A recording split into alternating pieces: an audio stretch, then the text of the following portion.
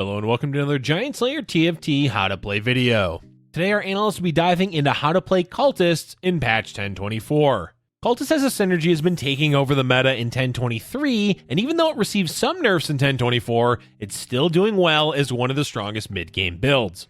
There's a lot of ways to play Cultist, whether you commit to it as an endgame composition or just use it to transition your mid-game. We'll be covering each aspect of the comp, including items, champions, and different stages of the game. With all that said, let's get to it. But before we begin, please don't forget to click the links in our description. Give your support to everyone who helped make this video happen. We host many TFT tournaments with plenty of exciting content to come, so be sure to also follow our Giant Slayer TFT social media pages. Alright, let's get back to the video. Before we dive into how to play Cultists, let's first talk about why you should play Cultists in 1024. Cultists took the meta by storm last patch as players figured out that, hey, an early game scaling synergy is quite strong.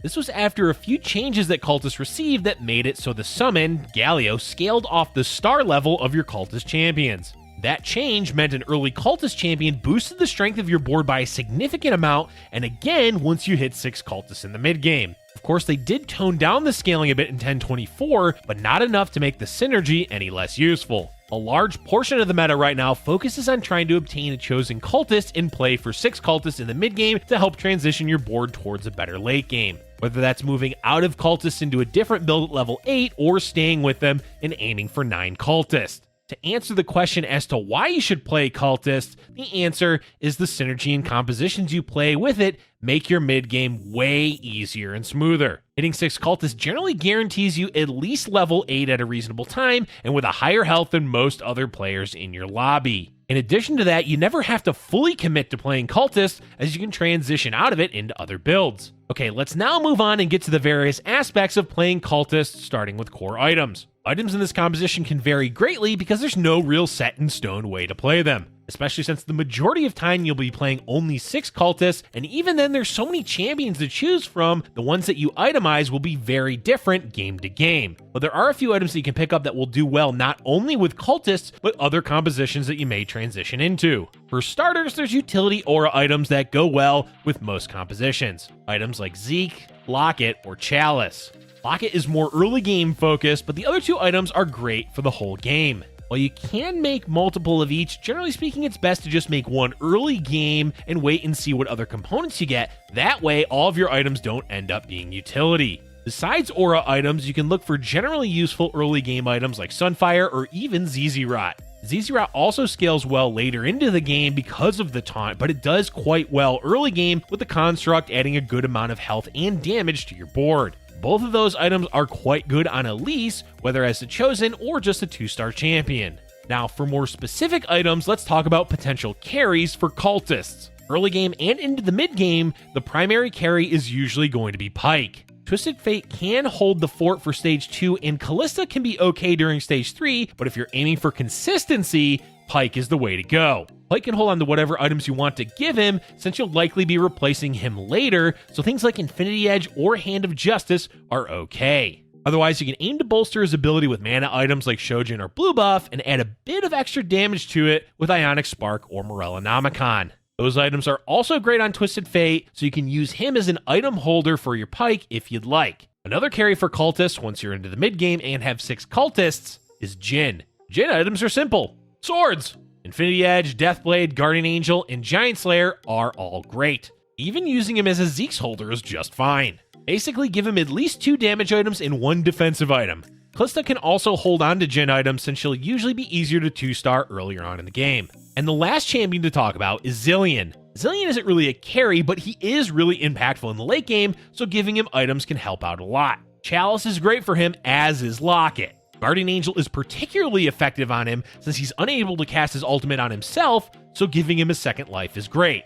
All in all, there's a ton of flexibility for cultists, which is one of the reasons as to why this synergy in composition is doing so well in the meta. Also keep in mind you may transition into a different build later on, so consider that when making any items.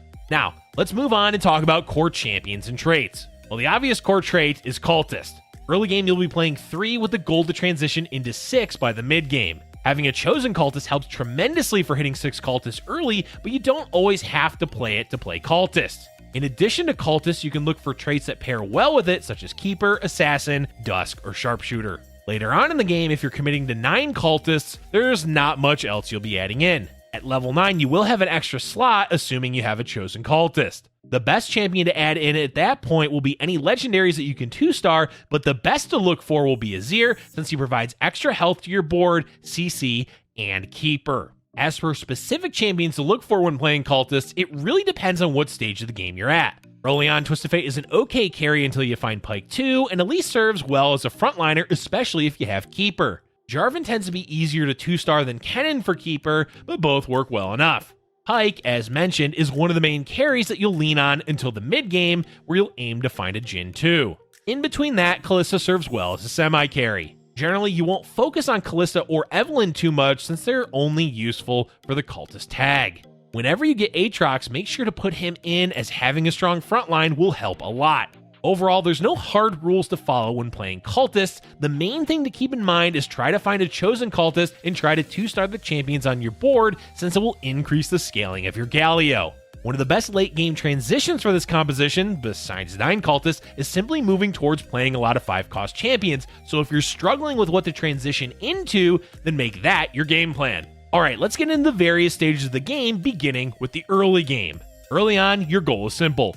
Look for a chosen Cultist, or put 3 of them in. While it is one of the strongest synergies for the early game, keep in mind that the scaling does matter, and you can get baited into playing a weaker board because you're too focused on the synergy itself. So look to play your strongest board with 2-star champions, and only slot in Cultists when you have at least one of them 2-starred or a chosen. As for economy and leveling, don't worry too much about your gold. Leveling should be your overall game plan, so try to hit level 4 before the 2-3 carousel, level 5 before Krugs, and level 6 around 3-2. Being on a standard leveling curve helps out a lot in finding the 3 and 4 cost Cultists, which is ultimately what you're aiming for in the mid game. Speaking of it, let's move on to the mid game, which is where Cultists really shine as a synergy and as a comp. Once you've hit level 6 around 3-2, the plan is to look for 6 Cultists. Since they've changed the shop and level 7 is no longer the do or die level, you can legitimately roll on level 6 if you're near enough to hitting 6 Cultists. Don't do this if you're still only on 3, but if you, let's say, have 4 Cultists on your board and 1 on your bench, you can roll 10 to 20 gold to try to hit that power spike. The reason is that 6 Cultists add so much value to your board, you'll be able to coast through the rest of Stage 3 and most of Stage 4 without having to roll. If you'd prefer not to roll at level 6, then you simply play like usual and aim for level 7 after Wolves on 4-1. At this point, you'll want to roll a bit to stabilize your board, which means you want to try and hit 6 Cultists if you haven't already. Once you do, stop rolling. For most of Stage 4, you'll be strong enough to chill, and even if you lose a round or 2, it should be quite close, so the amount of health you lose won't be very much. After you've leveled to 7 and hopefully hit your 6 Cultist power spike, now you have a few things to consider moving forward. First, aim for level 8, which would be sometime early Stage 5. The fastest you'll level to 8, if you've been rolling, is between 4-3 and 4-6. Otherwise, it's safer and better for your economy to wait until after Raptors on 5-1 to level to 8. Once you've hit level 8, you can either stay with Cultist or begin transitioning into a different composition. What you transition into can vary greatly, but using some of your existing champions to help, such as Jhin with another Sharpshooter, or playing Dusk for both Keeper and Vayne to pair with Jhin. But one of the best ways to transition out of primarily Cultist is to simply add in 5-cost champions with a mixed bag of traits. If you're not looking to transition, then you can roll a bit at level 8 to stabilize your board and aim to level to 9. Lastly, if you get lucky enough and have a chosen Cultist and find a Zillion, you can play 9 Cultists at level 8. Put all of them in and roll to upgrade the champions you haven't 2-starred yet, and then sit on your gold until you can level to 9. As we're moving towards level 9, let's move to the late game. The late game is one of the weaker aspects of Cultists, mainly because other compositions can outscale them. But that also depends on what you've managed to hit naturally and when rolling, as a fully upgraded 9 Cultist composition can easily go toe-to-toe with any other build. That said, the game plan in the late game is 2 things which go hand in hand. One is playing 5-cost champions. That can be done at level 8 or 9, but keep in mind 2-starring them is quite difficult at level 8. Legendary champions are what define the late game, so aim to have at least 1 or 2 of them in your end game composition if possible. For Cultist, Zillion is obviously the ideal choice, but Azir is also great since he can also provide Keeper along with CC. All the other 5-cost champions can be good as well, though Yone and Kayn are definitely the best to look for. The other thing you can do late game is level to 9. Once you're level 9, you'll be looking for, you guessed it, 5-cost champions. This is where playing 6 Cultists adds a lot of wiggle room for your comp, as you'll have way more choices that you can make in the late game. But Galio will also fall off a lot more if you're only using 6 Cultists, so weigh the options that you have. It can be a good idea to sell your chosen Cultist once you hit level 9 with the intent of playing a chosen 5-cost at level 9. All in all, the late game is all about what 5-costs you're able to 2-star. Positioning of course matters, but Cultists tend to have it easier when positioning, as they want to be a death ball in the corner, so the enemy backline has to move forward a bit, meaning Galio is more likely to land and focus on them. Cultists are definitely one of the best synergies in the meta right now, so keep that in mind if you manage to find a chosen Cultist during your games. That's all for today, folks. While Cultists are one of the best synergies in the meta, keep in mind they aren't something you can hard force every game. Look to play them when you're given the option to, especially if you find a chosen Cultist. Make sure you leave a comment for any builds you'd like us to cover in future How to Play videos. Thank you for watching, and if you're enjoying our content, be sure to hit the like button and subscribe for future Giant Slayer TFT videos.